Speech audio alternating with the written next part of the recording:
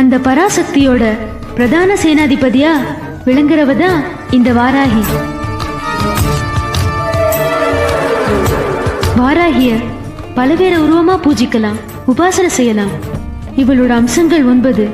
வாராகி தேவி, அஸ்வரூபா தேவி, தண்டினி தேவி, பஞ்சமி தேவி, சொப்பன வாராகி, வார்த்தாளி தேவி, மதுவாராகி தேவி, மந்திரினி தேவி, பக்த வாராகி தேவி. இதுல எதை நோக்கி உபாசிக்கிறியோ அதுக்கு தகுந்த உருவத்தை, அதுக்கான மந்திரத்தை சொல்லி வேண்டிக்கணும். உன்னை யார் அனுப்புனது? உன்னை யார் வாராகிய உபாசனை செய்ய சொன்னது? துர்மாதா. என்னை இங்க அனுப்பி வச்சது லோகமாதா வாராகி. அவளை கும்பிடுறது சுலபம் இல்ல. அவளை உபாசிக்கிறதுக்கு சில நிலைகளை நிரூபிக்கணும்.